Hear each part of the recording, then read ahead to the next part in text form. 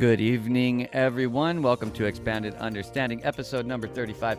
It is May 25th, and I'm going to choke at the beginning of this episode, but I'm all right now.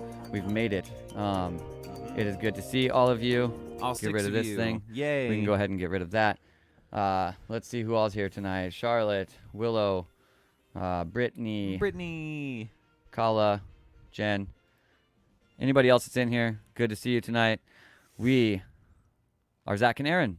Hi, Aaron. Hi, Zach. Hi, Zach. How are you doing? I'm pretty good. Me too. All right.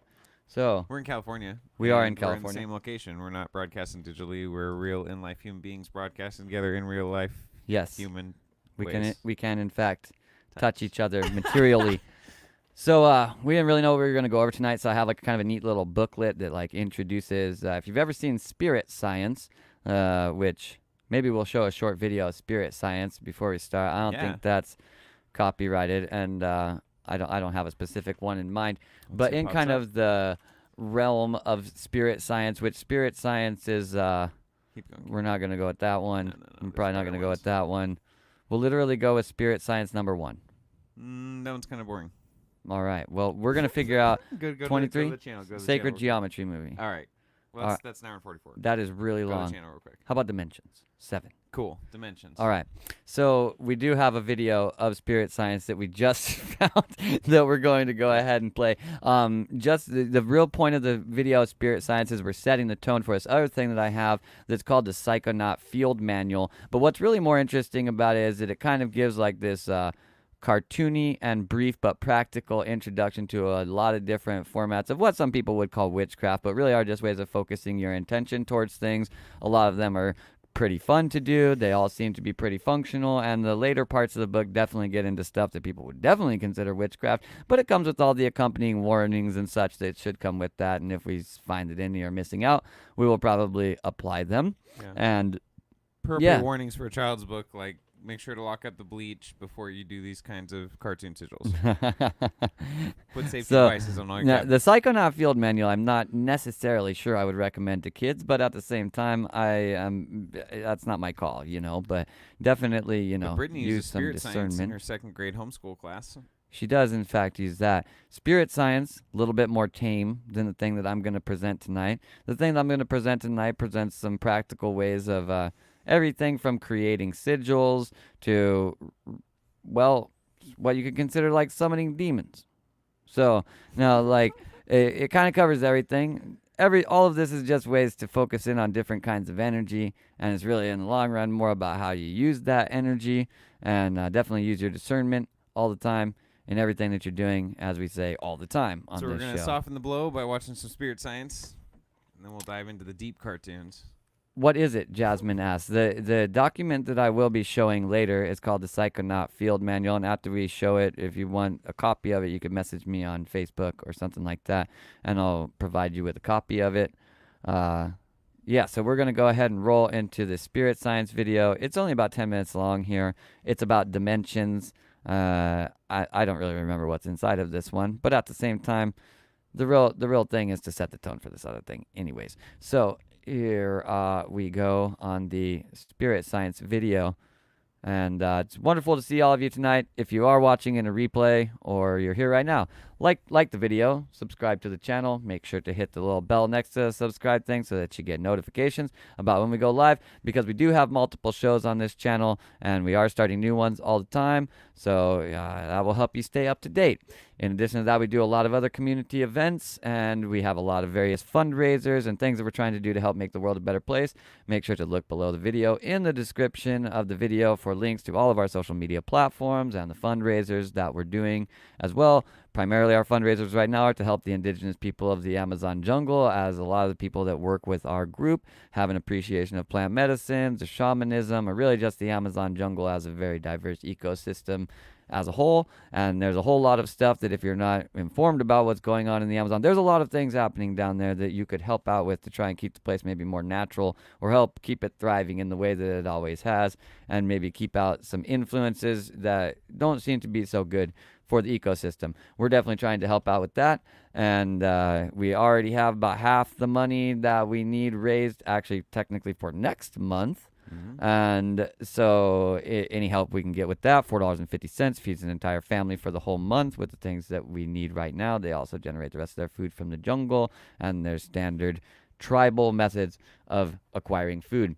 So we're going to go ahead and move into the spirit science video now. Thank you for joining us tonight. It is wonderful to see all of you as usual. Or if you're watching in the replay, thank you for joining us. And please become a part of our community. We are a constantly growing community. And, well, there's lots of great things to do here and lots of great people. And we would like to have you as well. Here's the video. We love you. See you in 10 minutes. Lesson 6. I showed you some really cool, geometrically perfect crop circles in the flower of life form. Most people didn't like that, or care. So instead, I offer you this. This intense drawing was done by Leonardo da Vinci, proving that he actually studied the flower of life form. In fact, over 200 drawings of his were found, all studying different angles and proportions, complete with descriptions of each one.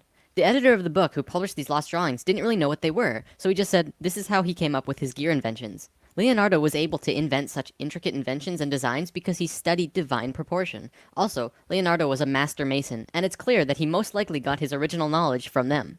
Is the flower of life, among other things, the secret information that the Masons have been keeping secret for the last 1,000 years?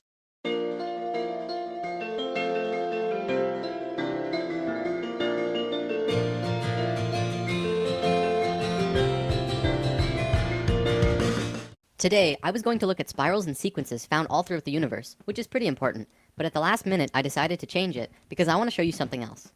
Now, in the comments or end credits, depending on where you're watching this, I posted links to a TED Talks video by Garrett Lacey, a particle physicist who tells us of an amazing discovery in the scientific field. I want to show you and talk about his findings, and then we'll look at dimensions after that. Okay, so Garrett has discovered that by examining coral, they found that each coral head has thousands of different polyps. These polyps are constantly budding and branching into genetically identical neighbors. Through performing heat experiments on these polyps, they were able to find that every single polyp is part of a whole, a single unit of being, but each one is experiencing its own reality individually. From their findings with the coral, they were able to look at quantum mechanics. See, the mathematics of quantum mechanics shows us exactly how our universe works, and we see that everything in the reality is just continually branching into new possibilities, just like the coral. As humans, we are individually experiencing only one of these possibilities, much like the individual polyps. What physics is telling us is that everything comes down to geometry and the interactions between elementary particles. Things can happen only when things are perfectly balanced. So Garrett starts showing us some subatomic particles and the things that make up electrons and protons and neutrons. We always consider these to be the smallest particle, but we never think about what's creating them. Garrett demonstrates to us how the particles that create point particles really work. He shows that when you plot them out in how they move, this is what they look like. At the tiniest scales of the universe, in how it works, is very beautiful. Now, look at this. This is one of the ways that these charges branch off from each other. As you can see, it flows in a hexagonal pattern, the same pattern that we found in the expanded flower of life. Then, if you rotate this pattern in 6-dimensional charge space, you see it forms yet another pattern. Many of you will recognize this as the shape of the Star of David, but its true name is the star tetrahedron, which maps perfectly over the fruit of life. This entire pattern created by the particles is mapped across over precise places on a 200-dimensional spherical shape scientists have called E8, of which also has a geometric shape. By rotating that shape as well, you can see how there are nearly infinite possibilities as to how these elementary particles interact with each other. The details of the reality begin to take form. Now, as this shape is rotating in 8 dimensions, you can see a myriad of different patterns here. Look at this one in particular. This looks a lot like Metatron's cube, doesn't it? At the heart of particle physics is pure, beautiful geometry. By now, you probably can begin to see where sacred geometry falls into this. Where do these shapes originate? Do they just come into being at random? Or does the first shape come from somewhere else? In Lesson 6, we talked about the flower of life, the original, perfect geometric symmetry that created the universe. This shape, as we learned, is not only the root of all mathematical proportion, light, the platonic solids, but is also the source of every musical system in the universe, including systems both used and unknown to modern man. It is also the source of energy patterns and, well, everything. It all comes from the flower of life. I believe this is what is at the heart of what's forming every subatomic particle formation, and it probably goes at least a few levels deeper than what Garrett is showing us. Now we can start talking about dimensions. These wheels are some of the oldest symbols known. The only places that they've been found is on the ceilings of certain very old Egyptian tombs. They are always found in sets of 4 or 8, and nobody knows what they are. Even the most famous Egyptologists have no idea, but this is actually proof that the Egyptians not only understood the flower of life, but they lived it. Today, I'm going to show you what these wheels meant, and in future lessons, we will go over the details of this unraveling. There's a lot to cover before we get there though. For the record, the unraveling looks like this. Yeah, it's a doozy. So on the walls with these wheels are drawings of 7 people with animal heads. They're called neiters, and each of them has an orangish red oval above its head. This is called the egg of metamorphosis. The Neaters are showing us a time when we go through a certain stage of resurrection, which is a rapid biological change into a different life form. Not the average type of resurrection, I know. As you can see here, they're changing directions 90 degrees, and in doing so, they're changing dimensions. See, the dimensional levels are separated by 90 degrees. Musical notes are separated by 90 degrees. The chakras are also 90 degrees. It's a number that continually appears. Probably at this point we should get a common understanding of what dimensions are, like third dimension, fourth dimension, fifth dimension. What are we talking about here? Most people think of dimension in terms of time and space, the x, y, and z axis, with time becoming the fourth dimension. This is not what we are talking about. What we're seeing as the various dimensional levels has more to do with music and harmonics than anything else. A piano has 8 white keys from C to C, which is the familiar octave, and in between there are 5 black keys. Together this creates what is called the chromatic scale, which is 13 notes, well actually 12, with the 13th being the first in the next octave. So from one C to the next is really 13 steps, not 8. This also correlates with the 7, 8, and 13 chakra system I mentioned in lesson 2. Keeping that in mind, I want to show you a sine wave. Sine waves correspond with light and the electromagnetic spectrum and the vibration of sound. We're all very familiar with this. In this entire reality we're in, every single thing is based on sine waves. There are no exceptions to this except for maybe spirit and void. Quantum physics and quantum mechanics looks at everything in the reality of one of two ways. You can look at anything, like the computer you're watching this video on, to be made up of tiny particles like atoms. Or you can forget about that idea completely and look at it as a vibration, a waveform, such as electromagnetic fields or even sound. If you look at it as atoms, the laws can be seen to fit that model. But if you look at it as waveforms, the laws can be seen to fit that model. Both of these systems come out of the flower of life, one being the one we just looked at, fruit of life to Metatron's cube and beyond, and the other being this beautiful mess of a picture. Just looking at it hurts my head. Everything in this world is a waveform, or can be seen as sound. All things, your bodies, planets, absolutely everything, are a waveform. If you choose this particular way of looking at reality, and then superimpose that view over the reality of the harmonics of music, we can begin to talk about dimensions. The dimensional levels are nothing but different base rate wavelengths. The only difference between this dimension and any other is the length of its basic waveform.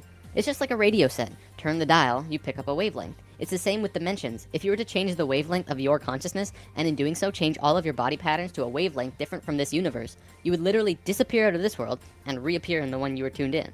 It's been theorized that the base rate wavelength that we're currently living in is 7.23 centimeters. There's a few reasons for this. In a spiritual sense, the 7.23 wavelength is Om, the Hindu sound of the universe. Maybe that's why Oming is such a powerful tool in meditation. Not only that, but if you were to take 100 people and measure the distance between their eyes, the average length is 7.23. Same with the distance from the tip of our chins to the tip of our noses, and the distance across our palms and between our chakras. This 7.23 length is located throughout our bodies in various ways because we are emerged within this particular dimension. There's another reason as well. Bell Laboratories found this wavelength when they were setting up the microwave system around the United States. They found static in their system because they chose a wavelength just slightly longer than 7.23 for their system. In order to get rid of the static, they did something that we as a planet are still suffering from. They upped the power 50,000 times over what we would normally need, which created a very powerful field, so that the 7.23 wavelength would not interfere. It's for those reasons that I believe 7.23 is the wavelength of our dimension. As you go up in dimensional levels, the wavelength gets shorter and shorter, with higher and higher energy. As you go down in levels, the wavelength gets longer and longer, with lower and lower energy, more and more dense. Just as with a piano, there's a space between the notes, so that when you hit one note, there's a very definite place where the next note is. In this waveform universe we exist in, there's a very definite place where the next dimensional level exists. It's specific wavelength relative to this one. Most cultures in the cosmos have a basic understanding of this and understand how to change between dimensions. However, because of certain events that happened on Earth 13,000 years ago, we have all forgotten, but we're about to remember. So if we show each note in the chromatic scale as a circle, we have 13 circles. Each circle represents a white or black key, and the shaded circle at the end would be the 13th note that begins the next octave. This circle here represents the third dimension. This is where we are, and this circle next to it would be the fourth. In lesson 3, we talked about channeling, and this is typically where channeled beings are. This is also where you explore when you are astral projecting or lucid dreaming. You'll notice now that the musical system goes upwards and downwards forever, octaves over octaves over octaves. Theoretically, this is how the universe goes too, an infinite spectrum of universes in both directions going upwards and downwards forever. I mean, come on, we thought our universe was big, but everything in our universe, as far as we can see, well, that's just this one dimension. You may have heard people talk about 144 dimensions and how 144 relates to other spiritual subjects. This is because there are 12 notes in an octave and 12 overtones between each note. 12 times 12 equals 144 dimensional levels. To be specific, there are 12 major dimensions and 132 minor dimensions within each octave, though in truth this progression probably goes on forever. The diagram we've been looking at represents one octave. The 13 note repeats, and then there's another octave after that. Looks like I'm about done for the day. I want to show you this. I was watching Ancient Aliens not long ago, and one of the natives who has communication with beings in higher dimensions told the man who was interviewing him that they have always been here, even right here where we're sitting right now. But you just don't see them. They're in a different frequency. and no one really got what he meant. So that's kind of a fresh perspective on that.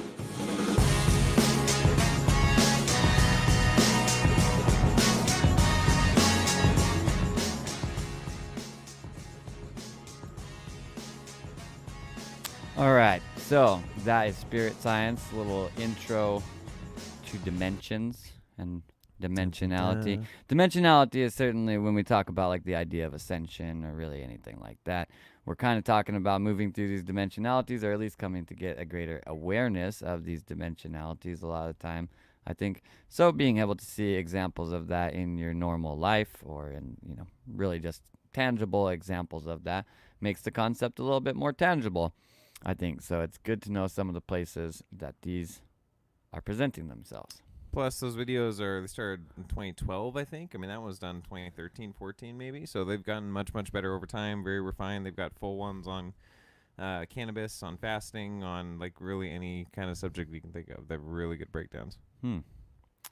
Well, yeah, definitely make sure to check out Spirit Science if any of that stuff interests you, or really just if you haven't watched them before, they can probably be beneficial to you to Or watch if you them. are homeschooling second graders, talk to Brittany because she used that in her curriculum, apparently.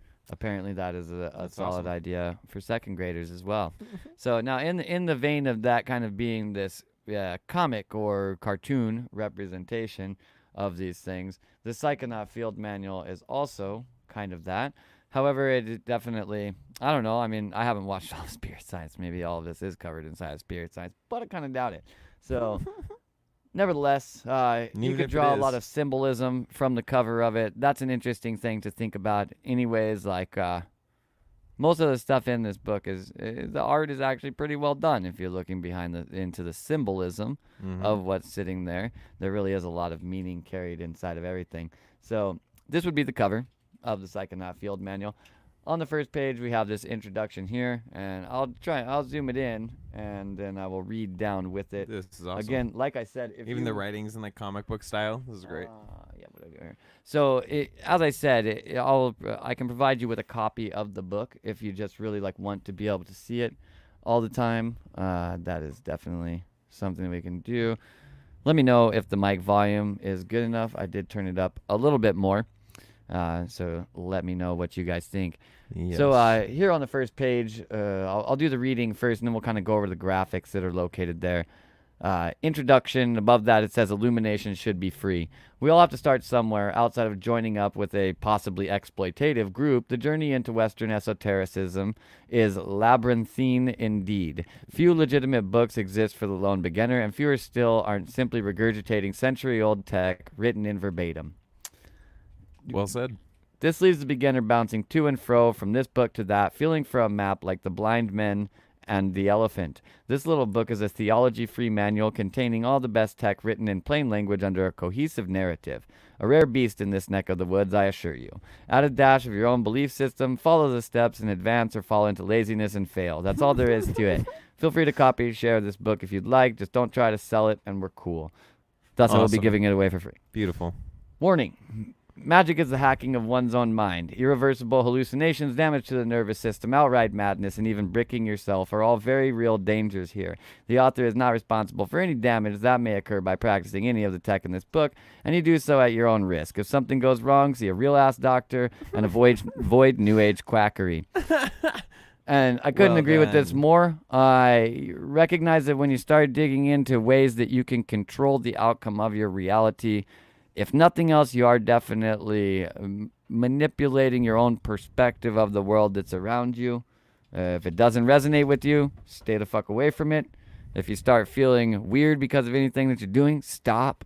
If you feel like you can't deal with it on your own, look out for help. Mm-hmm. You know, all of these things. There's plenty of people out there that really are interested in helping with these kinds of things.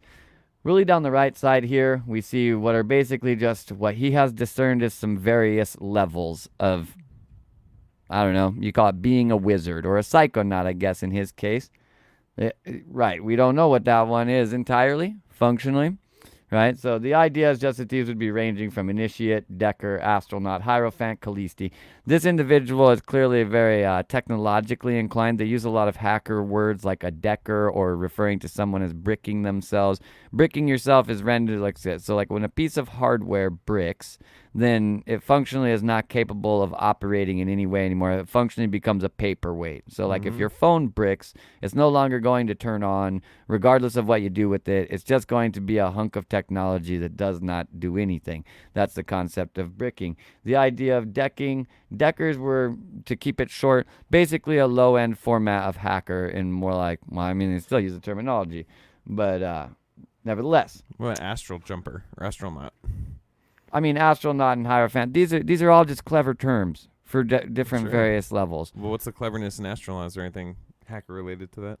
Okay, so naut means basically like nautical or astronaut, right? So this is an explorer. Navigator. Astronaut is an explorer of space, functionally. So astronaut, explorer of astral space.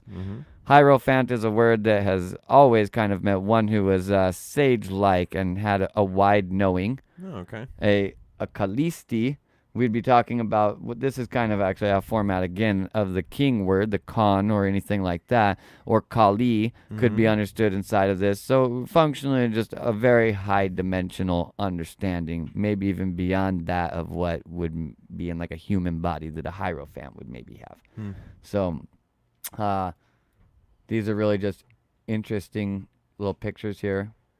A book, Magic for Filthy Undeserving Plebeians by I Am Mysterious. Take This Survey and Come to Our Super Sweet Compound by Secret Ascended Master. And Spooky Black Magic Spells and Potions for Edgy Ass Witch Lords by E.A. Kotex. Nice. So, well done. This is awesome. Let's keep rolling, man. That's great. Nevertheless, This on is the some next initiate page shit. here, we have level 1, belief is a tool. Any damn fool can operate any of the following tech, provided they believe that they can. Belief is not only the first tool you'll master on your journey, but also the most powerful. Faith moves mountains and shit. Call it imposition of the will. Call it the placebo effect. Call it the descent into madness. Regardless, magic works. Little cartoon This is here. my new See, favorite nothing book. is happening. I knew magic was bullshit. Kind of boring life, right? Yeah. Versus, holy fuck, this is awesome. I knew it would work with a little talismanic sigil familiar and, you know, basically like a winged angel thing. Yeah. Maybe you'd call that a demon behind him. You know, take your pick on which reality you'd like to live in. Both of these are available. And everything in between. Take ceremonial magic, for example. Here we have a group of people dressing in silly costumes, waving around dorky props, and doing the Enochian hokey pokey. These acts are meaningless in themselves, and yet the theater of the thing acts as a crutch. Shit happens not because they think it will, but because they know it will. Whether they attribute the outcome to inner mastery or sketchy metaphysical hippie shit is irrelevant. It doesn't matter what you believe, just believe. So we see a little wizard here. He's saying, Skeletor to my north, Starscream to my east, Blammy, Slammy, Alakazam, I'm a fucking wizard. Well, he's wearing some skeleton apron underwear outside of his And clothes. has a neat little wand and everything. So the idea is that and this is kind of the same thing that Tom Campbell says. It's not really about the tool that you use or the ritual that you do. It's about ensuring that you believe that that tool or ritual will get the job done that you're trying to do so that you can focus completely into it with full intent based out of your belief. Side quest, lucid dreaming. Ever wanted to fly, maybe even mow down packs of unicycle riding cyber werewolves with a sweet ass laser mounted robot arm? Lucid dreaming is a crazy easy hack. Step 1, keep an audio dream journal with your smartphone and interpret what your subconscious is trying to tell you. It works in symbols.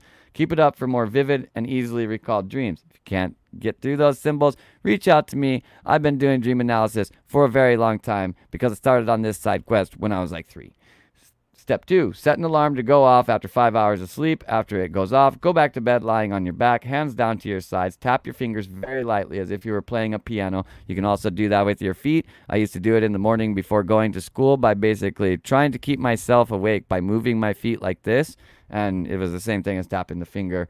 Tap your fingers very lightly as if you were playing a piano. Don't concentrate on them. Just do it mindlessly as you drift back to sleep. See, easy and fun. The concept behind this is that it keeps you conscious of your body, or it keeps you unconscious of your body is actually what you're really more going for. That's why it says to do it mindlessly. You want to kind of start a very easy movement. Doesn't really matter what that movement is. It can actually be done with breath, or you can do it with like just very, very faintly twitching your eyes. It really doesn't matter. Some small amount of movement that doesn't require you to really think about it to do it. You just kind of do it. And push that into your unawareness, basically, and allow yourself to drift back to sleep. You get this kind of mixture between I've drifted off to sleep very easily because I was already halfway asleep, and I am also conscious of my body. And that mixture of consciousness and unconsciousness is functionally what gets you operable inside of the subconscious or the dream space.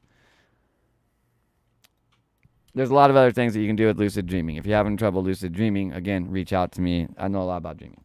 Level 2, unlock your mind. Mastering meditation is absolutely necessary for all future exercises. Make no mistake, the first step is extremely difficult, and most will never move beyond this point. Your goal here is not to find inner peace or become one with everything. Rather, it's to shut down all auxiliary thought in order to focus most of your brain's processing power on a singular point or action. This is called gnosis. Until you're able to switch to this state on the fly, I highly recommend that you practice meditating for at least 10 minutes every day. I'd recommend a lot more than that. I'd recommend making meditation actually an active process where you try to see how many meditative moments you can possibly get out of a day.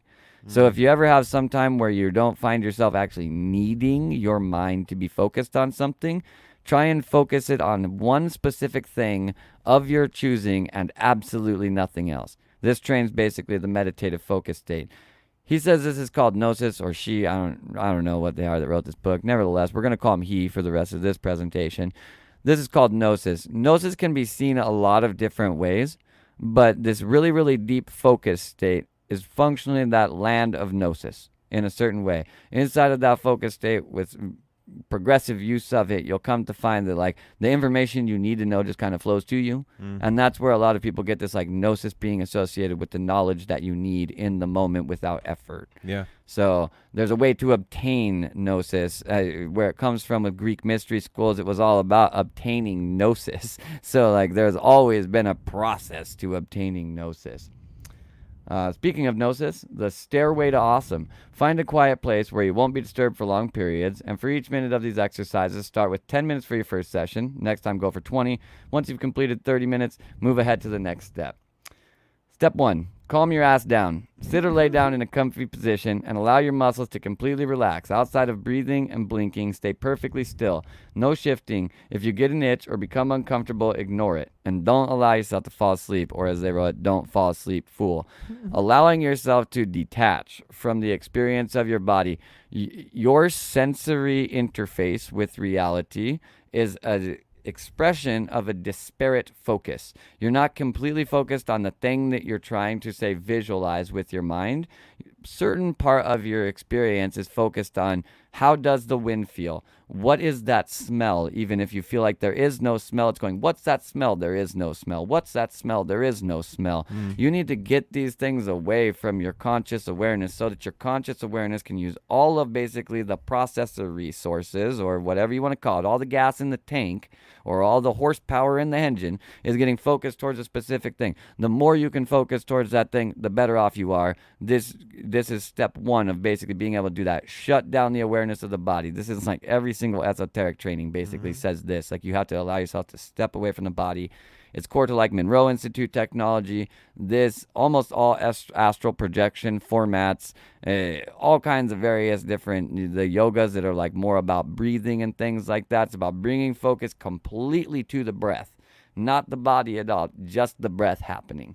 So get out of the senses if you want to have an astral experience is basically the idea. If you want to get to a deep focus level, try and get away from as many senses as possible. Luckily, we're one of the like There's many mudras inside of Kriya Yoga that have to do with basically blocking certain orifices of the body, especially one that's like the idea, and this is used in actually several of them, the face mudra, though. Some mudra is done as just holding your hands in specific ways or something, and other mudras are done holding them in a way and using that basically as a mask. So like one of them is to block the corners of your mouth. The corners of your mouth. Use the ring fingers to plug your nose. Close your eyes and block your tear ducts with the middle fingers, and then bring your pointer finger back and actually plug your ears with that. So you're blocking all of these points, right? And the idea behind that is that you're keeping out a bunch of sensory experience physically. That's the concept of it. You have to practice mudras like this, or really all mudras, until that mudra becomes so comfortable to hold it that you hold it mindlessly. If you're really trying to practice mudras, for instance, the most common mudra is Jnana mudra, which is the thumb and the pointer finger hooked together to do the standard how Buddha is sitting all the time.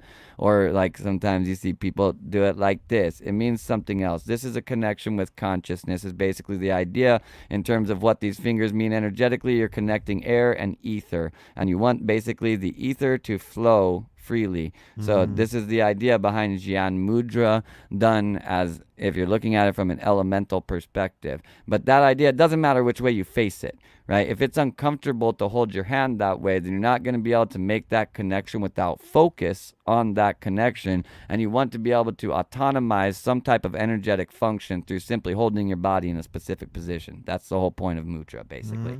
So you have to practice it until it becomes comfortable. At the extreme levels of that, there's certain mudras that involve, for instance, ducking your tongue back in your mouth, pushing it up behind the epiglottis, and searching around with your tongue inside of your sinus cavity.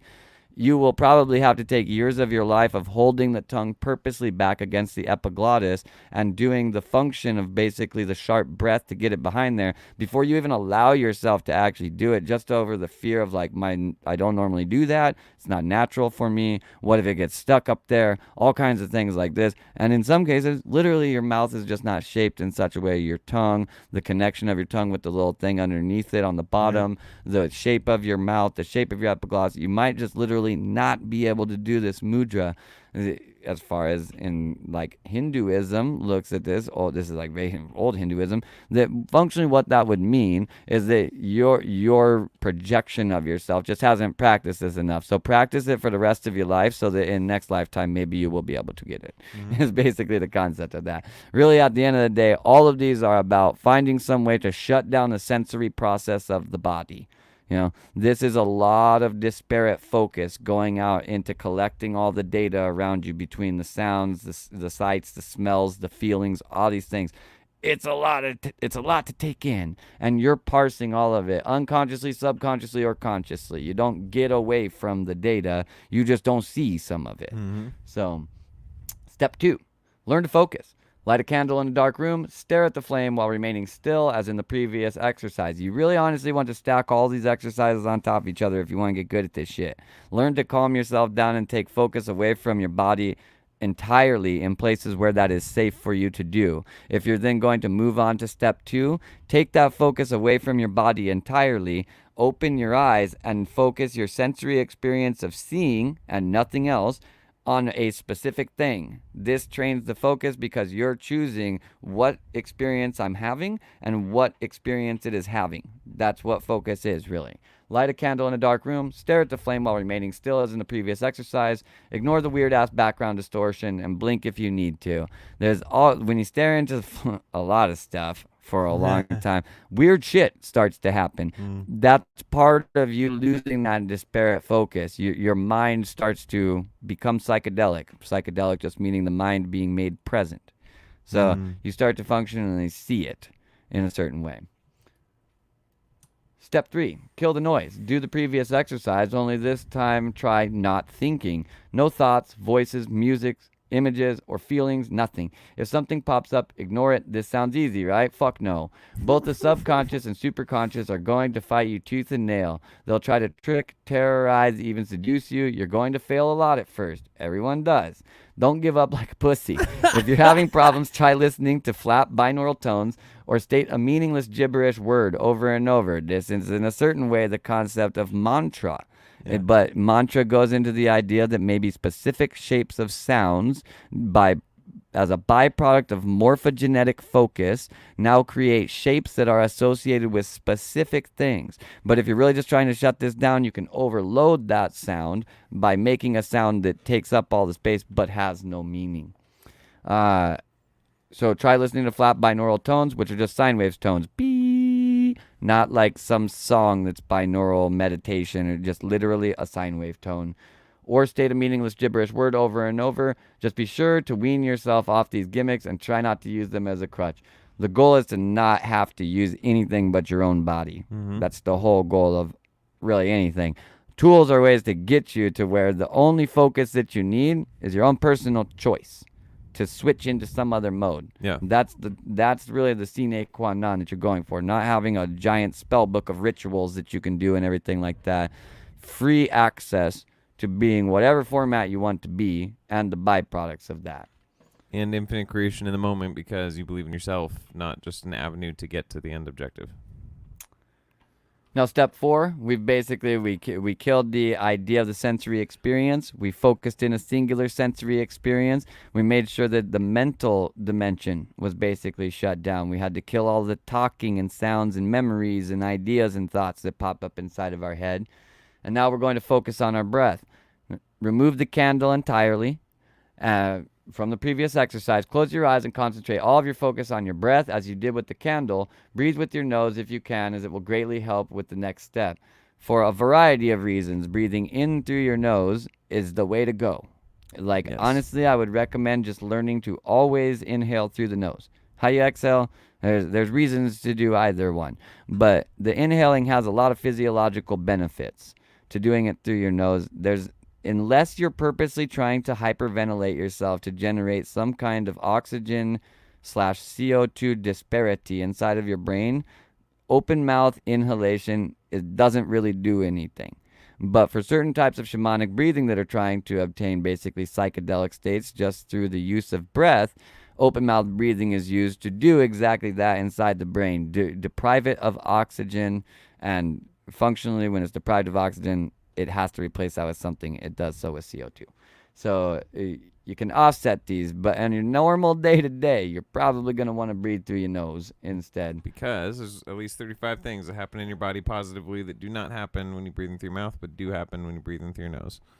So there's one additional fact that's also at least 35 that I can't break down, but you can look it up. It seems to help me focus too. Just anecdotal. I feel like it helps me focus, especially if and if you're purposely even adding one thing to your breath, like I'm gonna make sure I always breathe in through my nose, right? Yeah. That's making basically all of your breathing conscious. All the time that you're remembering to do that purposefully, you're now consciously breathing as opposed to unconsciously breathing.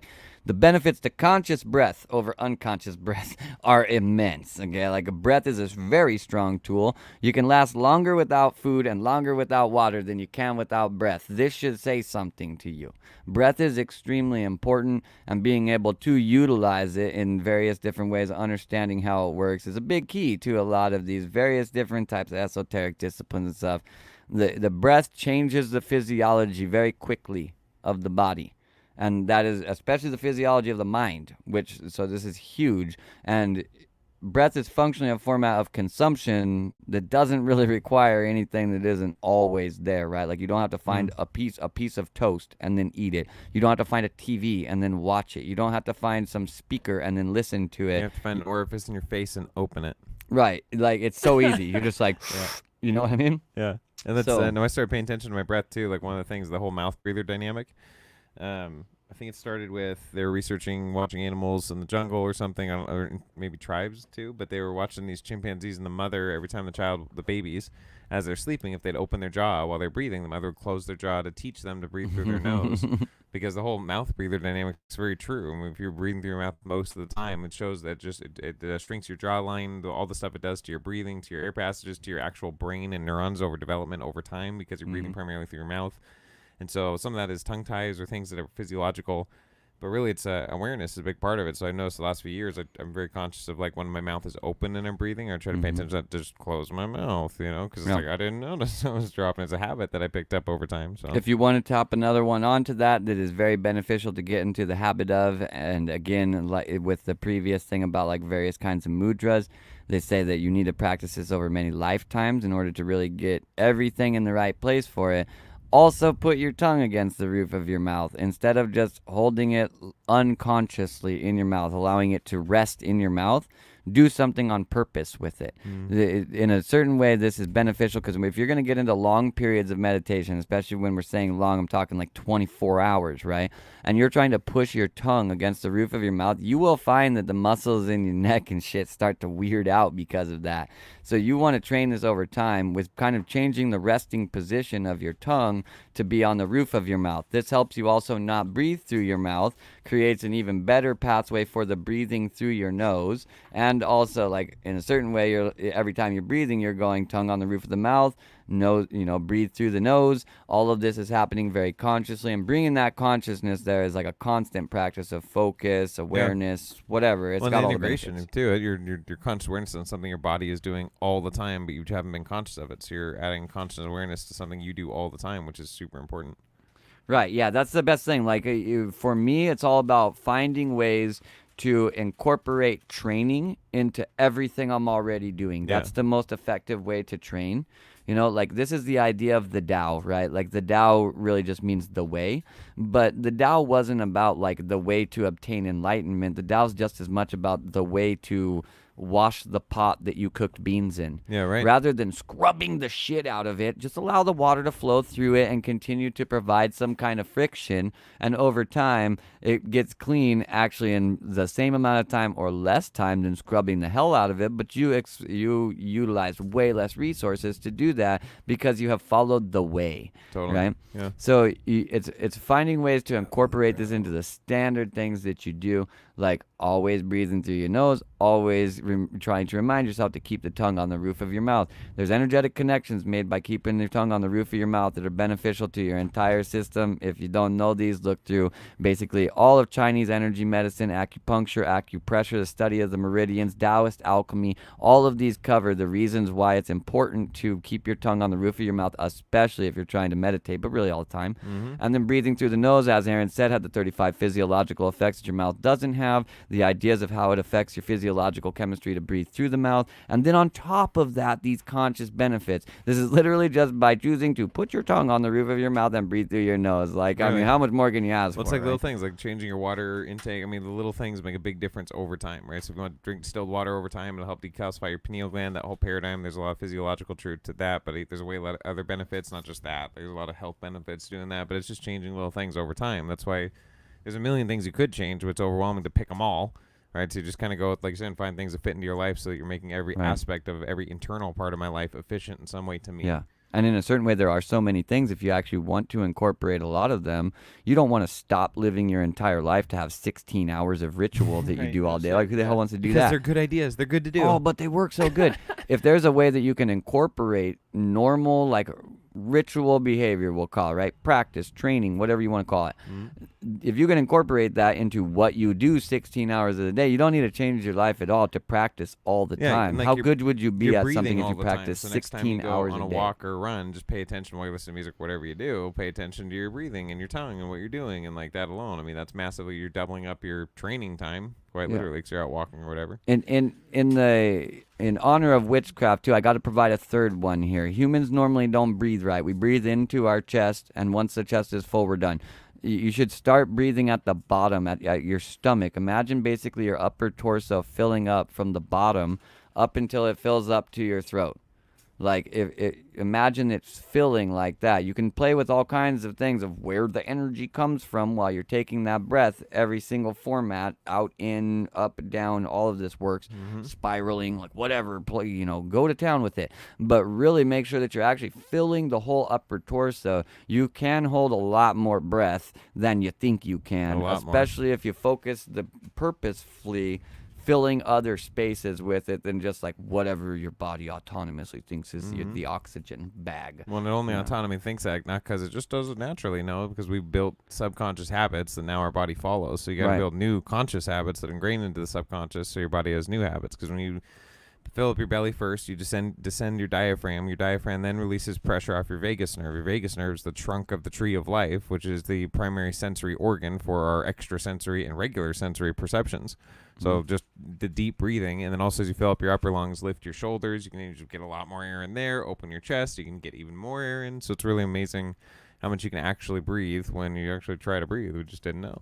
Yeah, I mean, there's so many more, like you can add many steps into that. Like you could call it 2-part or full body breathing is the best like terminology I ever heard for it. I felt like, but if you're really gonna take that full body breathing to the top level, like you should start in your feet, right? Sure, yeah. Like fill up the whole vessel, right? It's crazy sometimes how big of a breath you can take when you do that, and it's like even getting the mechanics of what you're talking about. So when you understand your body can take in bigger breaths, and you're doing it for longer periods of time. You have different visualizations. So one of the ones I heard, I think it was from Teal Swan, but I imagine it's probably a common technique or in some level. But actually seeing breath go through in and out every pore of your body, every skin. So it's a simultaneous, complete exchange of air every time. Instead of thinking going through your system and your trachea and expanding and moving, like you just. I think using a lot of these are like a lot of different ones are a good idea because we talk about the idea of activations, and a lot of times we're going like, oh, starseed activation, all this kind of stuff like that. What about like my skin, the biggest organ on my body, activation? No shit, yeah, 100%. Probably important too, you know. So like spending some time 1 day a week. When you take breaths, you believe that it comes in through all of your pores to activate your skin. You know what I mean? It's like the intention entirely behind it. And all day you focus on activating your skin. Maybe that's really fucking good for you. Right. You know? I don't know. If nothing else, it trains your focus. You get more mindful. You get more aware. You get more conscious of your own activities where you're not being disciplined. There's literally 1,000 benefits to these free exercises. There's literally no reason to put. Honestly, here's my take. I'll cut you completely cut and dry. If you're not incorporating stuff like this into your life, you really actually don't care about your progression. And what you should look into is why you are driven to sabotage yourself. That's the question you should really be asking at that point in time. There's some reason why you don't like you, and as a byproduct of that, you're not taking these free opportunities to win the lottery, basically. Right, for your own every life. single day, all day. I am at a point in my life where I've done this for so long that like if I don't breathe in, starting at the bottom of my torso, my body's like, so are you going to take a breath? Right? Like I don't feel right if I don't breathe like that. It's become almost autonomous, and that's why I've had to start doing things like, well, let's think about it from the feet. Also start adding like, well, it's specifically coming from above and below, and it's twisting together like this, and I put a lot of focus in on doing the thing because I notice that it's not just how much breath I'm getting in, it's not just does it get in that space, it's actually how much focus am I putting into it in comparison to what would be the line of not focusing on it. You know what I mean? So if I'm super focused on it, it has more effects. If I'm not focused, it's just like something that's happening. It generally has virtually no effects, or the effects are very random, right? Yeah. So do a skin meditation, Zach. That's actually kind of interesting. We could do a skin meditation after this. Since the guy asked for it, we'll do a skin meditation Let's do it. at the end of this. We're going to move on to level 3 here. That was, we went pretty deep on level 2. Brittany appreciates the lingo. Maybe she'll show us to her second graders. Yeah. You know, do you feel like this lingo is good for the second graders? She's sure enjoying it, laughing my freaking fucking ass off right now. So level 3 is about the third eye.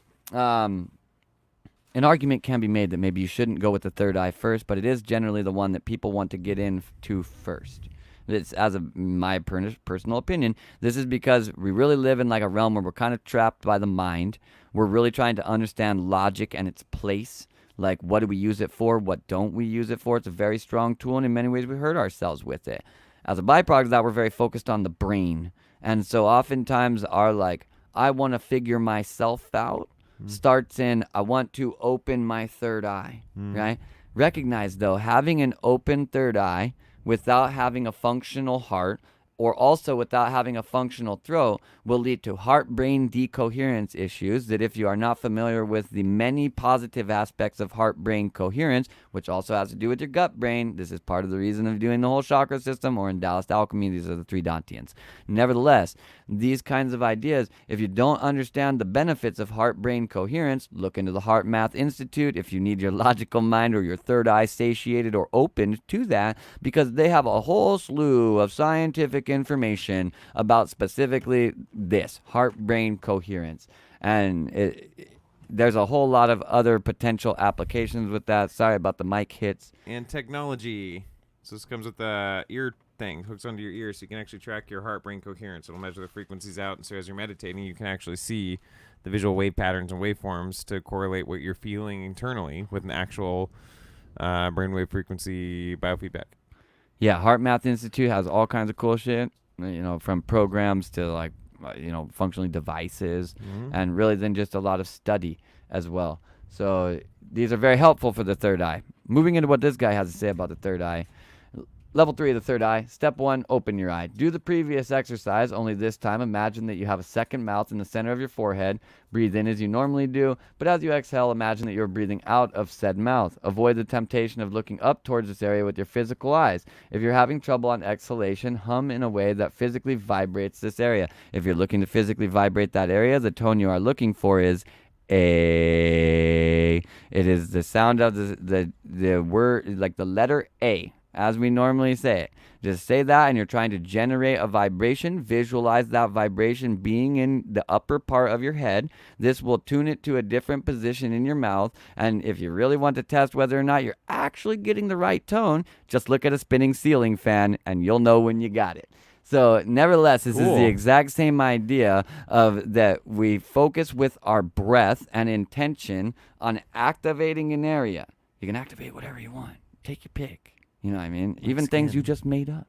So, nevertheless, over time you will feel a pressure. Oh, I wanted to bring up one other thing. It says, it's speaking about in here, avoid the temptation to look up towards it with your physical eyes. Oftentimes people who are doing like third eye activations or teaching meditations, they'll tell you to specifically look up with your eyes. In a certain way, this is re-engaging the sensory experience with this expectation of seeing something. The realm you're really trying to operate in comes through how it comes through. Sometimes it ain't seeing it, and if you're all focused on the shit you're going to see, you're going to miss the boat. Yeah. So don't engage, realize the shutting down of the physical body was step 2 or whatever, right? Step 1. Step 1, right? So don't start using the physical body again now that we're at a completely different level. After moving past all those steps, always stand on the shoulders of the giants that came before you so that you can see the farthest that your eye can possibly see, which means always take the shit that you learned before and make sure you're still utilizing the good parts of it. If you're not doing that, there's not really any reason to be adding new things, because now you're probably doing something that holds the same space as that, but is less practice, and as a byproduct is less efficient.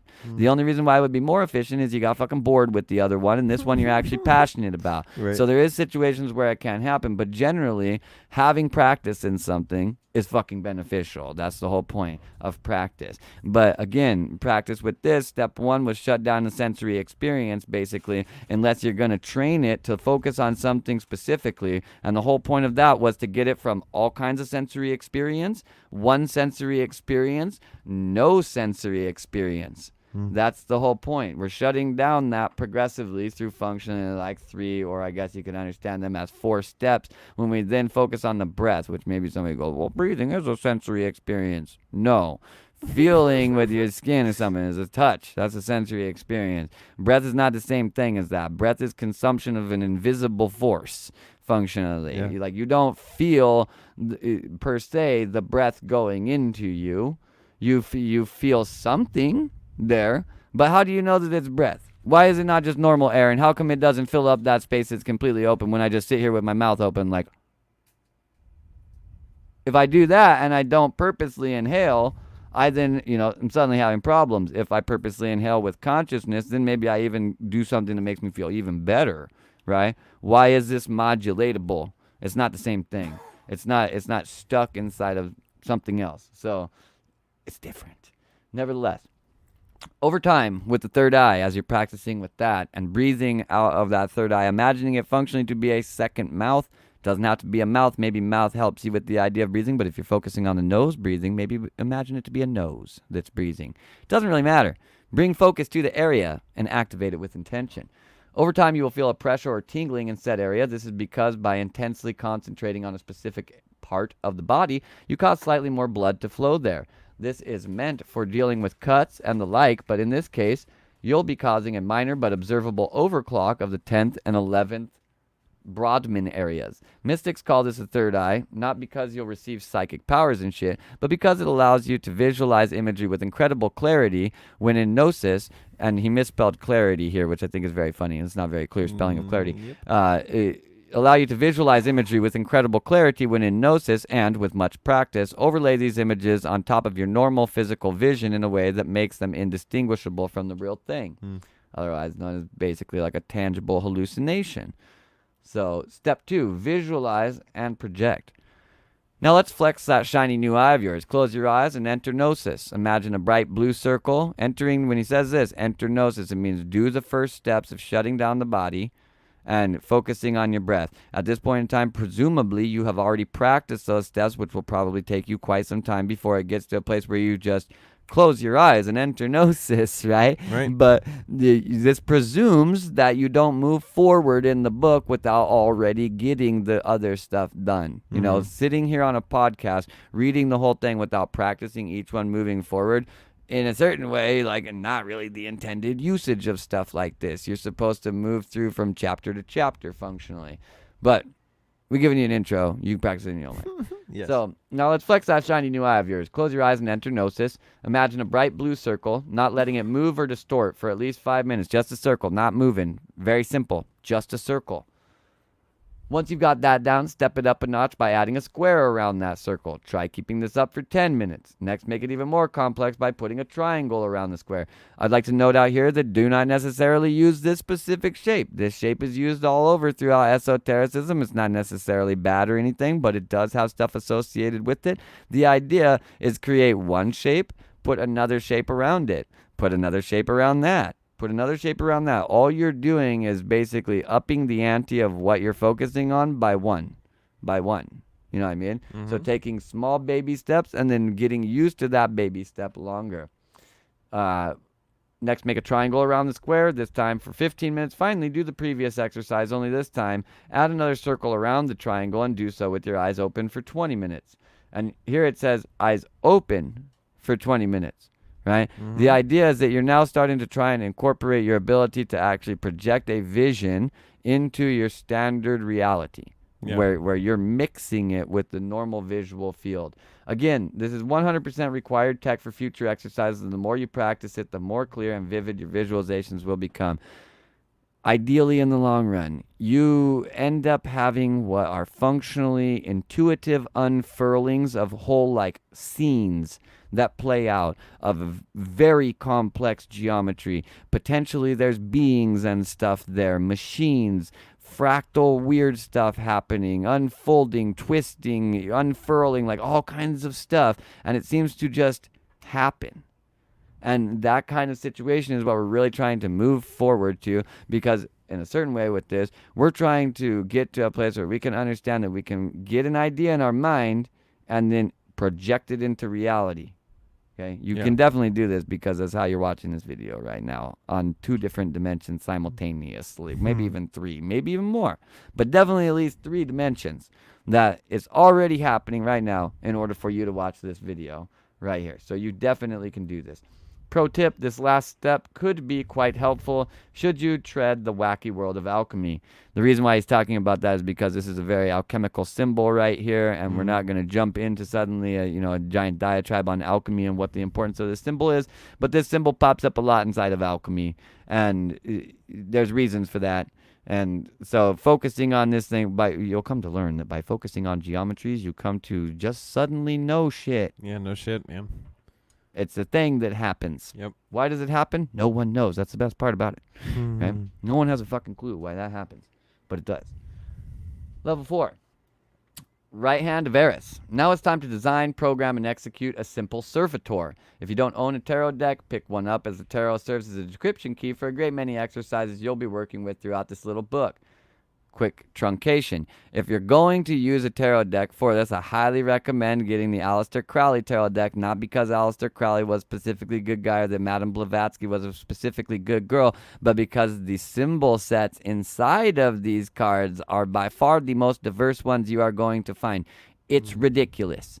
I can bring up on screen later if anybody's really wondering how deep it is. Another time, I actually stopped on this slide from my symbolism masterclass I did, but it's showing a breakdown of what the Aleister Crowley Fool card has, and it has something like 57 symbolic points.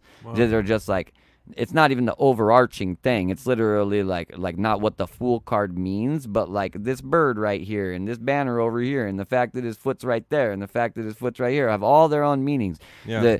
The Crowley cards are just like, you can look at there's so many symbols, and the whole real point of tarot is to generate a diverse symbol set that you can pull information from. The Crowley deck is kind of like a more effective net than the other tarot decks if you're trying to use it this way, which if you're trying to do divination that actually works, you're trying to do it this way, not the other ways.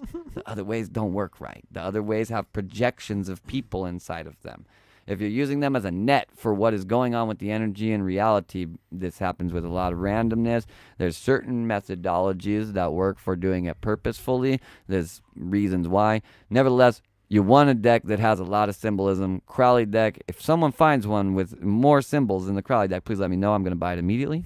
But the Crowley deck's been around my entire life, and I've never found one that had more. Most of them have significantly less. Realize that you can run tarot with a standard deck of playing cards. Those just have significantly less symbols, and you need to know what those cards mean and what they're associated with, and then you can just use a standard playing card deck. So, as I said, get the tarot deck. Going to use it as a decryption key for a great many exercises that are in this specific book. So if you're following this as a guideline, you're going to need one in the long run. Avoid gimmick or oracle decks, as they are useless in this capacity. That's kind of what I'm saying here, right? Like, don't use things that has a bunch of neat drawings on it. And there's 24 cards, and one of them says abundance. It's not going to help you for this at all. Now that you have your deck, take a minute to look at the imagery of the cards. Then as you shuffle, ask your question and lay them face down in the order listed here. Once you've had a tarot deck for a while and you've been using it for a while, you don't need to take a look at the imagery of the cards, because a bunch of them will be burned in your head, basically, because you've seen them so many damn times. Yeah. And you'll know it's you when you pull it, for instance. And you can also seed specific cards to be a representation of you. This is a way to trick a very common tarot spread called the Fool's Game, is to identify yourself over a long period of time in draws as a different card, and then don't purposely include the card in there. Normally you include the card in a draw. So you take 12 cards, and then you take the Fool and you randomly place it inside of there. Then you shuffle all these cards and you lay them down from left to right, and you flip them over. Where the Fool is, generally, is where the present is. But that is not always actually the case with that draw. And if you don't incorporate the Fool at all, but rather use a card that is specifically already intent on being a representation inside of the deck of the card that signifies you the most in this moment, then this will be a much better placement for yourself. If you're running it for somebody else, use the Fool. So, nevertheless, now that you have your deck, look at the imagery, memorize the imagery, get to know the cards. If you really want to be, very proactive about the whole thing, don't ever let anybody else touch your cards. Ever. Have your own deck. No one touches them but you. If you are engaging in entanglements with other people, and those entanglements get deep enough, maybe let them touch your cards just to entangle more. But recognize that there are effects of using things for divination and then let other random people touch them. So don't. Yeah. This is basically a layout for a spread here, right? So we're seeing 5 cards, right? 1 is about your question. 2, what may help you. 3, what may hinder you. 4, possible outcome number 1. 5, possible outcome number 2. The idea of this is there's a lot of draws that functionally use this idea, right? You pretty much, it's what can help, what can hurt. What's called a significator card that tells you about the question. Really, the significator is generally better drawn as trying to make sure that I'm actually tapped into the right situation. If I'm asking a question about, is my significant other cheating on me? And then the card that I draw inside of that place is like the universe. it's a really good chance that I'm not actually asking the question that I think that I'm asking, because that card doesn't really have anything to do with what I was asking about. The significator is the chance to go like, this is what I want to know about. Am I in the right place? Right? So if that is off base, maybe try again later, right? Or ask the real question that you're keeping yourself from asking. That's usually the case. You're hiding from a question that you don't want to ask because you don't really want the answer, because you already know what the answer is and you don't want to deal with that. Yeah. So that makes sense. nevertheless, what may help you, what may hinder you, these possible outcomes, number 1 and number 2, in my experience, they generally more operate like as what happens if I do it, what happens if I don't do it. You know, if that applies to that kind of question, it has a tendency to do that. So now flip over the cards in the order you laid them down, making sure to observe 1 in the very center top, 2 just off to the left of it, 3 off to the right of the 1 card, 4 below the 2 card, 5 below the 3 card. You're basically making an upward facing 5-pointed star with cards. Now flip over the cards in the order you laid them down. When interpreting the meaning of your spread, take into account both traditional interpretations as well as your personal intuitive guesswork. Write down or take a picture of your cards so that you can verify or discredit its accuracy later. Finally, choose your preferred outcome card. So the idea moving on with this is that you're going to recognize one of these paths, and then you're kind of going to symbolically keep that thing aside, right? So the intuitive guess, very important. Certain parts of this is going to require you to train your intuition as well. Tarot is a really good way to start training your intuition, because you can look at cards and go, what does this card say to me? And then look inside the book and say, or, you know, generally there's a book that comes along with it. You could look it up online as well. What does this, you know, you look at it intuitively. What does it say to me? All right, what does the book say about it? Are there any other symbols that I see that weren't already covered? Is basically the process that I personally think you should take when looking at a tarot card, because you want to train the intuition of what they mean. And oftentimes, over time, you'll get good enough at it that you're like, this, you know, like you have the problem basically that you know the card too well. So the intuitive thing goes out the window, because as soon as you see that card, you're like, that means this, and this, right? So Jasmine's saying that, you know, she has the writer deck, but doesn't feel that she really connects with the cards. If you don't feel you really connect with the cards, you know, probably use another one. You know, maybe just like, maybe cards aren't for you also too. But I'd try another deck before I would, you know, guess that. So now you're going to try and program something to happen. Now grab a piece of paper and write down card number 2, what may help you, as well as your chosen outcome. Right? So example, for card number 2, you drew the Hanged Man, and your chosen outcome card was the Magician. So you write down what those 2 cards are with each other, basically. You're isolating what can help me make happen what I want to happen. You're focusing on the positive trend that leads towards the positive outcome, right? So moving on. Now, in this situation, we're going to basically show how to make a talismanic sigil that we will basically utilize as a servitor. A servitor is functionally just a familiar that is a projection of your own mind. Well, in this case, that's what it is. It's a projection of your own mind that does a job that you're trying to do energetically so that you don't have to do it. What you're doing is functionally subconsciously programming another format of yourself that's going to work on something in the energetic space that you're not consciously using. So you're tasking basically the consciousness, or well, the subconscious or the unconscious mind, to do a specific job when you're not paying attention to it doing it. Having said that, also focusing on your servitor will then engage also the conscious mind, and you'll be doing as much as you possibly can on it. The idea of this situation is you basically write down the names of the 2 cards that you drew, either in this case the Hanged Man and the Magician.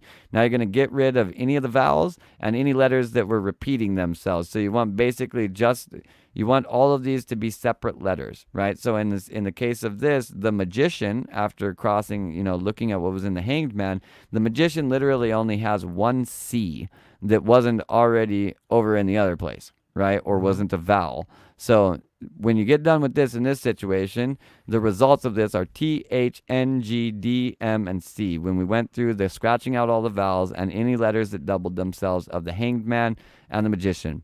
You're basically going to then connect these letters together to form some kind of a sigil. It's best to, I find it easiest to kind of try and like anthropomorphize this thing, but you can see from the screen how really the goal that you're trying to do. You take all of these letters and you write them out in some ways that they form out some kind of symbol that is basically now unique to the thing that you're trying to accomplish. Right? And then if you want to, you can then add additional things onto it or turn it into, like it says in this situation, you write the thing with just the standard letters, you simplify that biznatch, and then you make it look all occulty, Yeah, right? that's awesome. So you're just making it look cool if you want to, right? This technically isn't necessary. You can just do it with just the letters and focus on that. The simplifying it to make it some kind of shape is probably a good idea. The idea with adding the occulty stuff, realize that you could draw other kinds of symbolism kind of hanging off of it. Like, say, for instance, you thought that 5-sided stars, for some reason, would help you accomplish this thing. What looks like, say, the hands of the thing could instead be holding, like, some kind of stars or whatever, right? Mhm. Instead of just being just hands represented, in this case, by circles. So, now execute.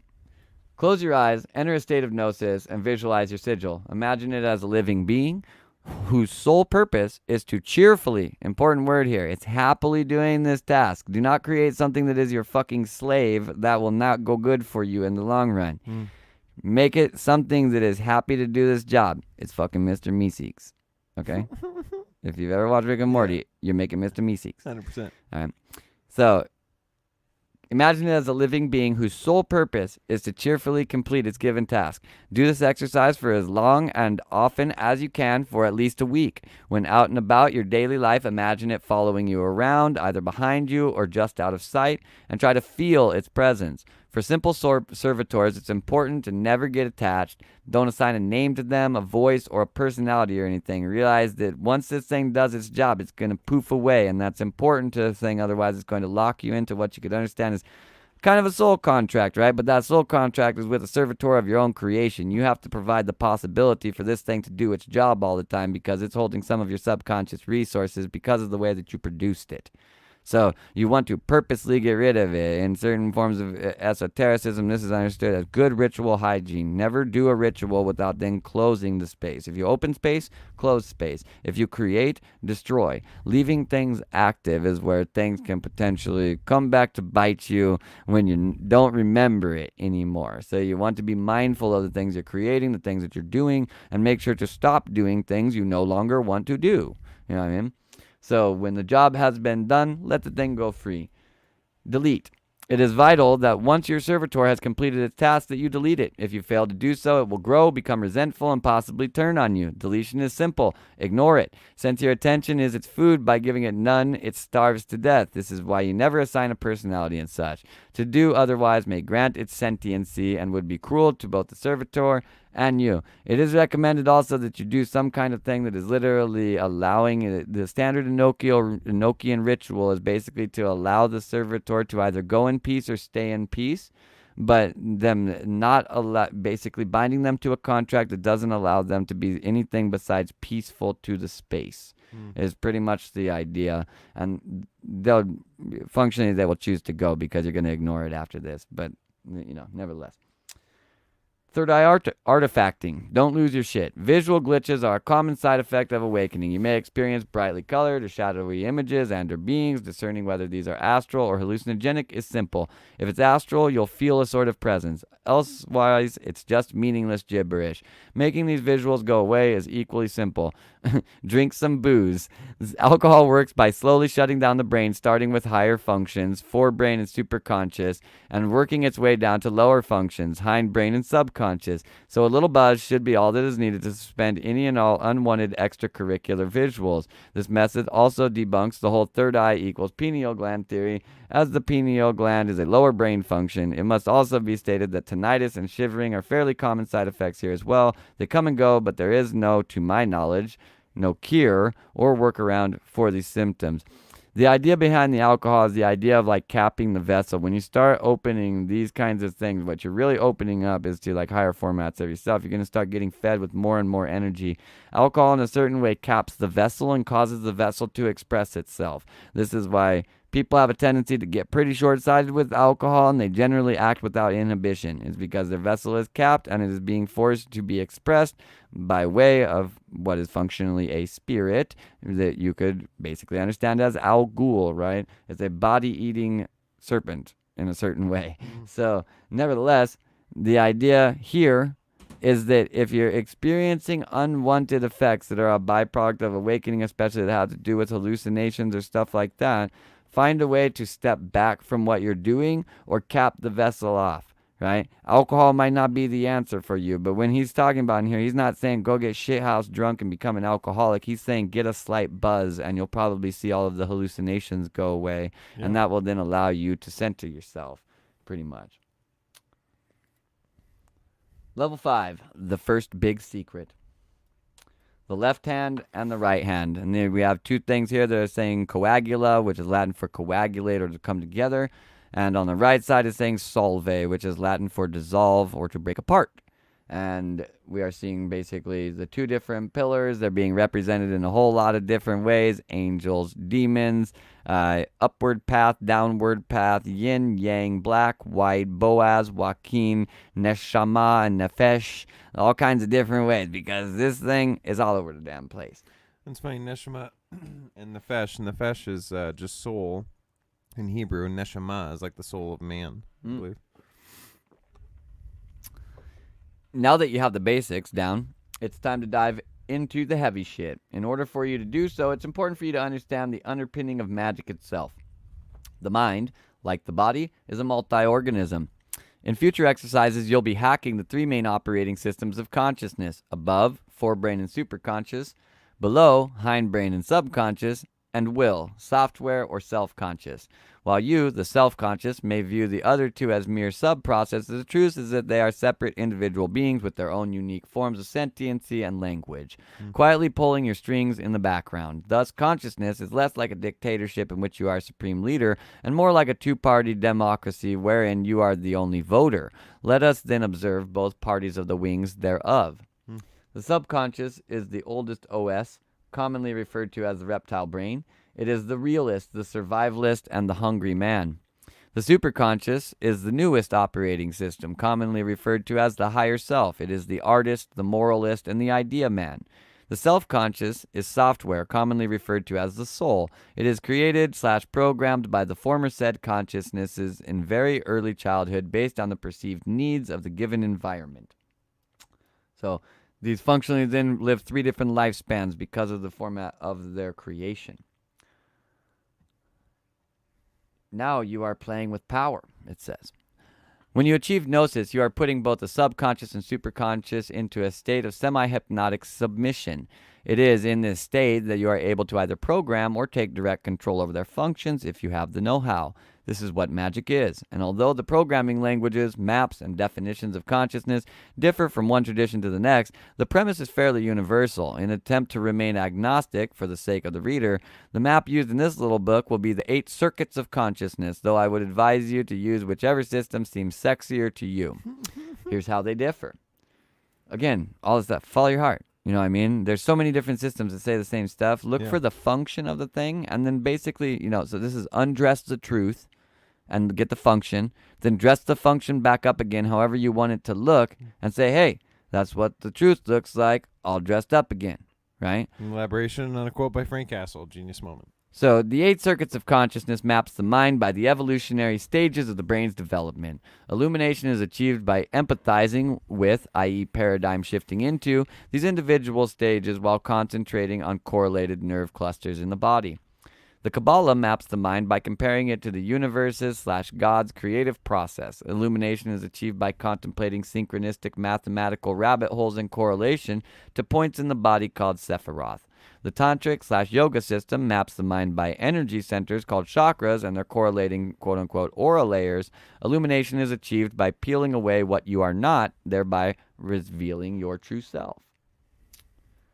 And here we see two different formats of looking at something. On the left side, I believe, is his 8 circuits of consciousness he's got going on here. Then in the center column, we see basically the Sephiroth and the layout of the Kabbalistic tree of life with his circuit names mapped over the top of them. I would maybe, no, I think, no, these are Bina, Shamak. Yeah, so Hakma, Bina, yeah. Nevertheless, these are the ones, these seem to, Vishuddha, Ajna. Yeah.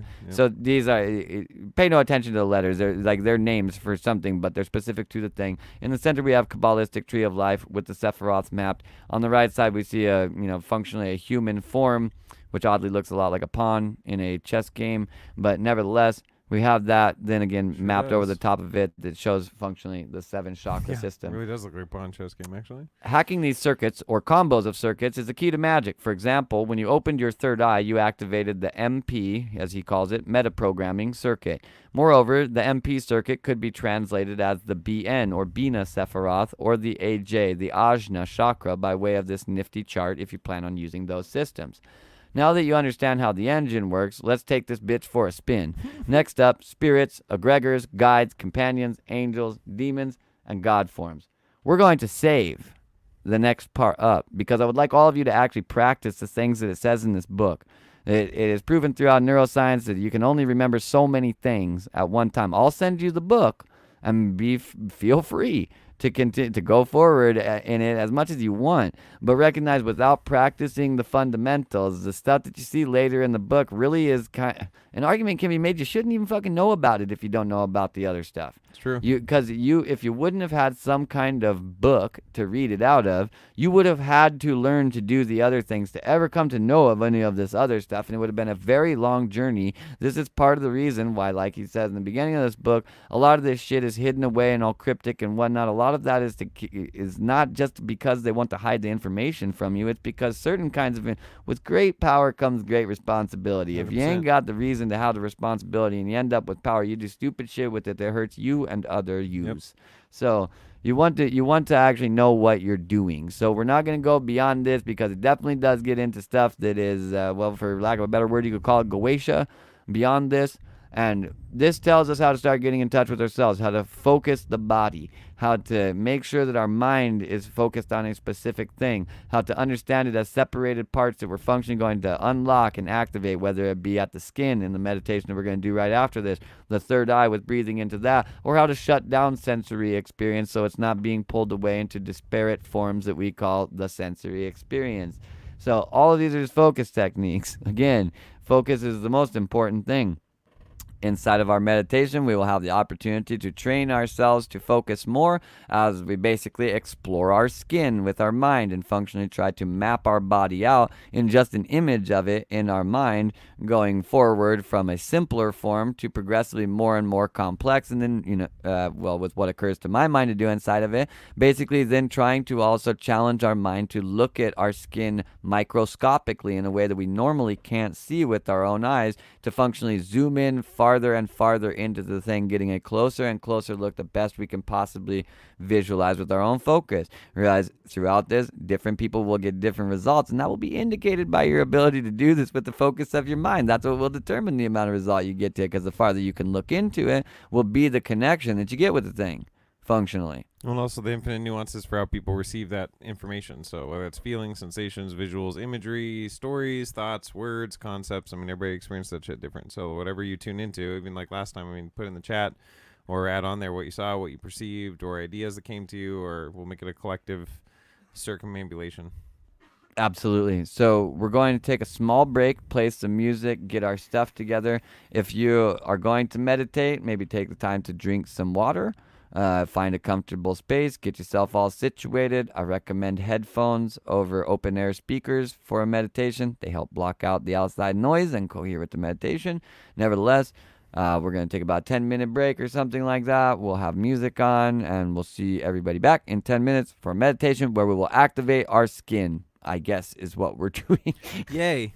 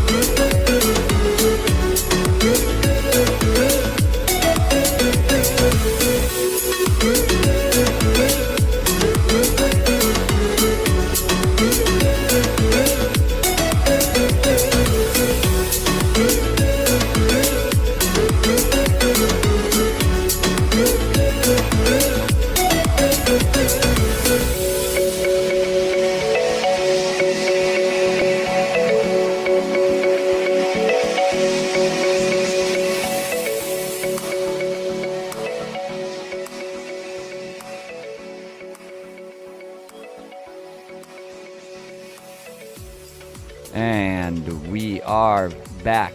We are amply ready to activate our skin suits. Are you guys ready to activate your skin suit? The skin of your skin suit, of your Skin DNA skin suit technology of the with highly technologically advanced skin that we're going to find out more about because we're going to tune our consciousness into a focused state of awareness on our skin. Exactly. And things. So, hopefully everyone has gotten their water. They've sat in a comfortable position. We're basically going to go right into this. Can you actually, we're going to kill that light. I'm going to kill my lights that are around here, so my video quality might get worse. It's still not terrible, but I can't have these super bright lights in my eyes while I try to close my eyes. It ain't going to work. Yeah, I don't really need anything. We can just go ahead and get started now. I'll give everybody a moment to get settled in. I'll probably do some heart toning a little bit first, and then we'll go right into it. Squeaky chair.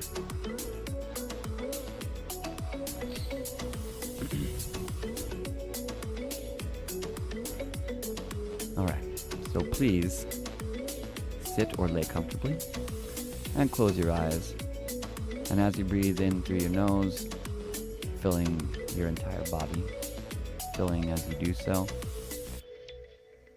As you exhale, bring that energy down from your head and envision it going down through your body, and all the stale, unutilized energy is moving out of your body on the exhale through your feet. And as you breathe back in through your nose, filling the vessel back up, and again exhaling all of the energy out and down through the feet. Make sure that you are continually recycling free energy that is ready to do what we need it to do into your body. Try and focus completely on your breath and completely on the back of your eyelids, the darkness that you see right now. From that darkness emerges a box.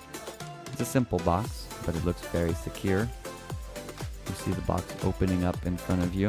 I'm going to ask you to put an object inside of there of your choosing, but this object is symbolic of all of your attachments to the standard world, any worries that you might have, or any kinds of fears or anything. Know that you are in a completely safe space.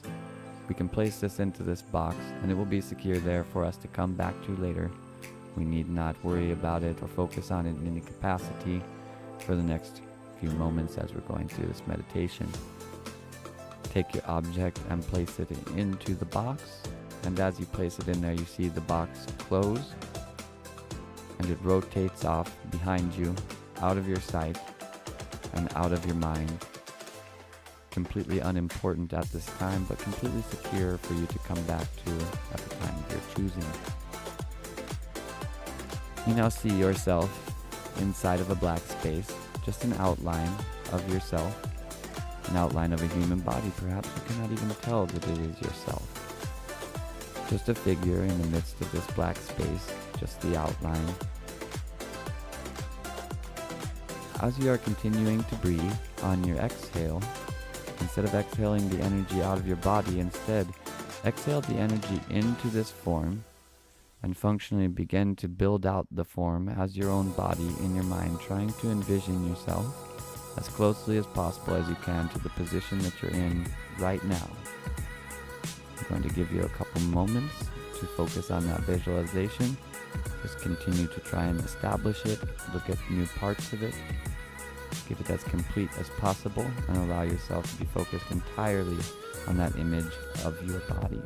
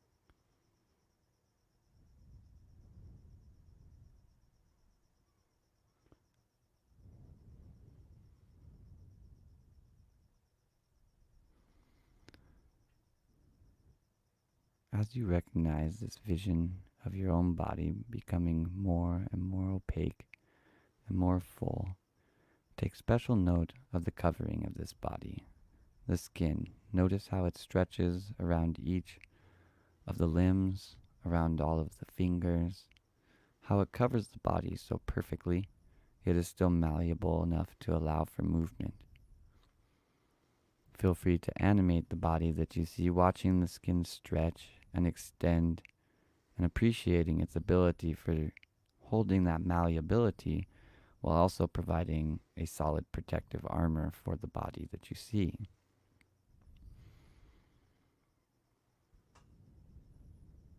As you focus more in on this body, shift your breathing so that when you inhale, you feel this energy or the breath coming in through every single centimeter of your entire body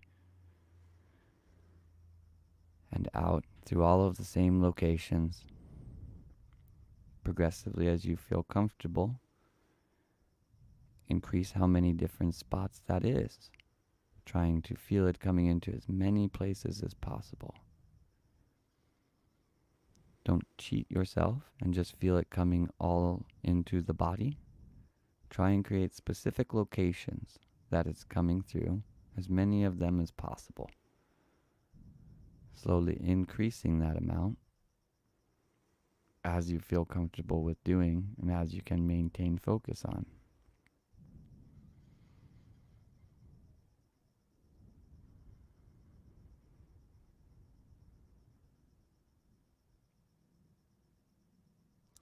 If for some reason you are having difficulty visualizing a body, project yourself basically as a feeling there and feel that instead in the body that you do reside in.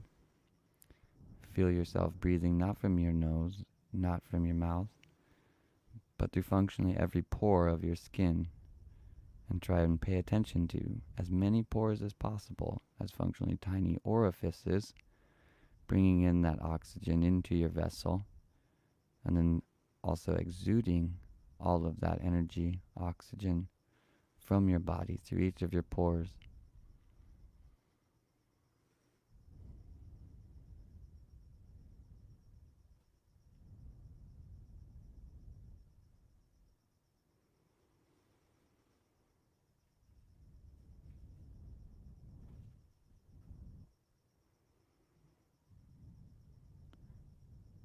As an act of trying to bring our awareness to the body that we do live in, see if you can feel the hair on your body, whether it be the hair from your head, the hair on your arms, maybe the hair from your head just touching your neck.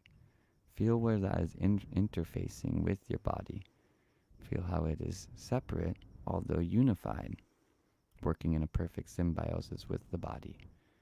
An extension of the body almost, an extension of the skin, but also not an extension of the skin. Know that through this interface they provide life for one another, and through your interface as a spirit behind them, you provide life for them. And as a byproduct of that, you are symbiotically interconnected, all of them helping each other out of the mutual benefit of sustainment of life in the same space. This is functionally the highest format of love. You know that the other things are reaching coherence for you because you know that you are reaching for coherence with them, and the goal is to work in coherence to create a stable structure. Notice that you are doing this effortlessly all the time. This is the beauty of your skin. It is the largest organ in your body, and it's constantly doing its job, despite the fact that it is not protected by being inside of the body. It resides in this position with the full trust that the things that it resides around will not allow harm to come to it, and as a byproduct of that, it is guaranteed that it will not bring harm to you. Respect this interaction between you and your skin, not you the body, but you functionally the consciousness that is projected inside of this body, using this body as a vehicle for your experience. Know that there are functionally other consciousnesses residing also in that body. Perhaps your skin is one of them, working with you to ensure that this experience is stabilized and effective for not only you, be that your body or your skin, but also for you, your spirit, to further understand itself. All of your bodies coagulate inside of this body so that you can see all of them from a center point. Your skin is functionally the housing that allows the vessel for this to transpire. This gives both the skin great power, but that which has a skin great power as well. A power that is not generated in any way, shape, or form from outside, but rather by the symbiotic interaction of that which is a projection of the inside. You cannot possibly lose this power. Even if you were to lose your skin, functionally it would regrow. You would still have an outer format of your body.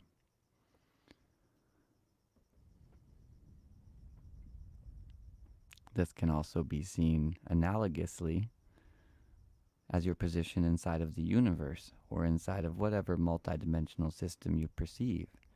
You inside of it and you outside of it are working together to stabilize a position, and in that, your skin and the soul that resides inside of it as a vessel are a fractal of functioning the universe, and the stars that sit inside of it, or the heliosphere of the stars and the planets that sit inside of them, or the magnetosphere of the planets that exist inside of those heliospheres and keep moons inside of them and atmospheres inside of them, which are functionally just a skin for a planet that on it has a skin of people who have skins that have something inside of it.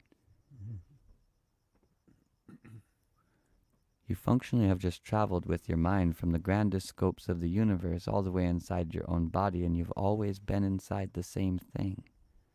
This is why you are secure. Not because you're seeking something else, but because everything else is seeking you.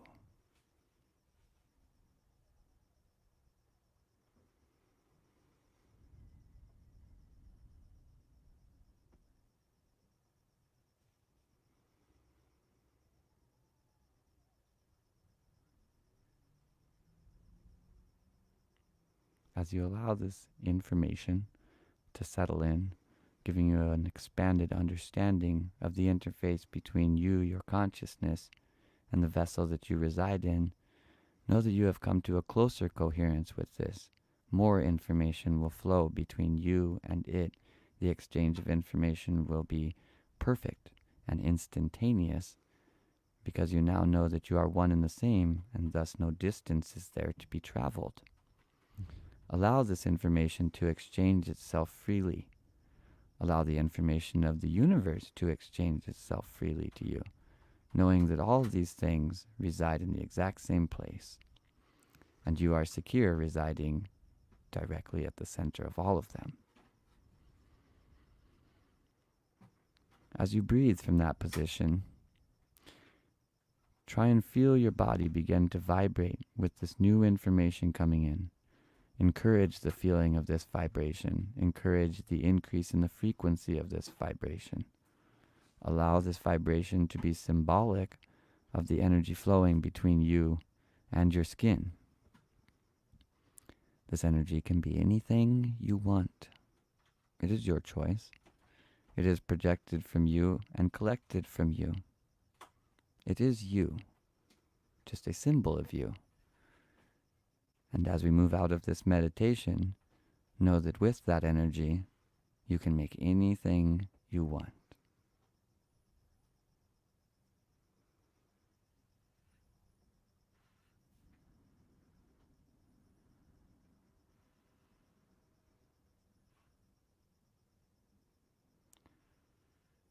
As you feel ready, allow feeling to come back completely to your body.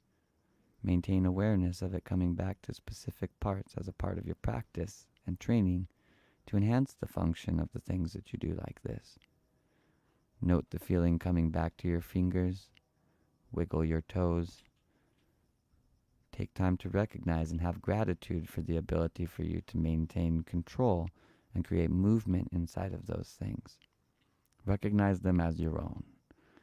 And remember that, as we just learned, they are functionally a connection to everything else in a symbolic fractal. And thus, symbolically, everything is yours. Feel that coming back into your body as your body reawakens, your consciousness finding a firm seat back in this dimension, the consensus dimension that you normally operate in, but is in no way, shape, or form separated from all others, but rather just a consensus of all others that you have experienced, of which you will inevitably experience more. And what could possibly be out there? We have absolutely no idea, but hopefully we will find out. As you feel ready, allow yourself to fully re-enter your body. Open your eyes, stretch, take it slowly. There's no rush to get to the end of life. The journey is the entire fun part of it.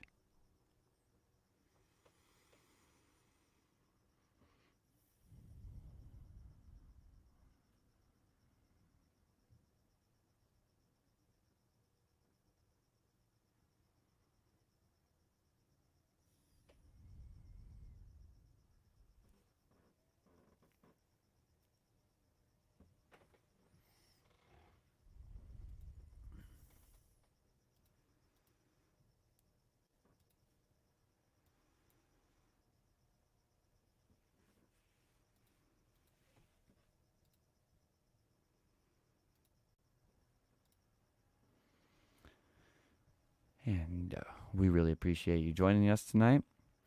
If you had any experiences that you would like to share, please share them in the comments of this video once it becomes a normal video and you can comment.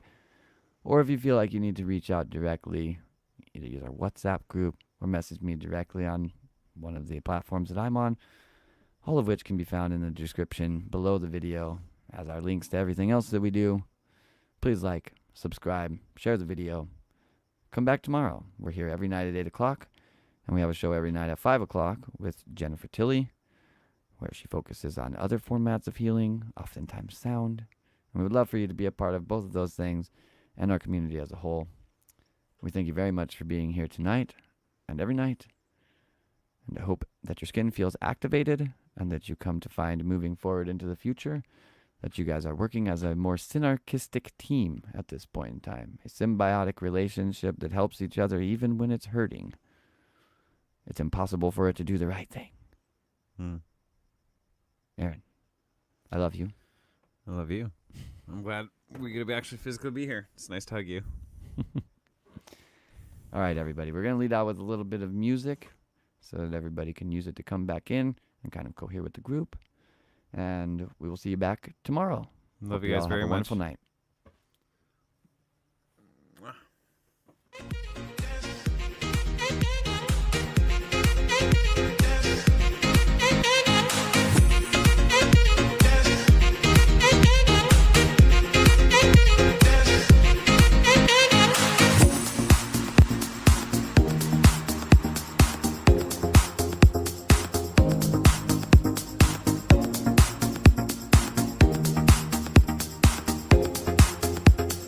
Dancing,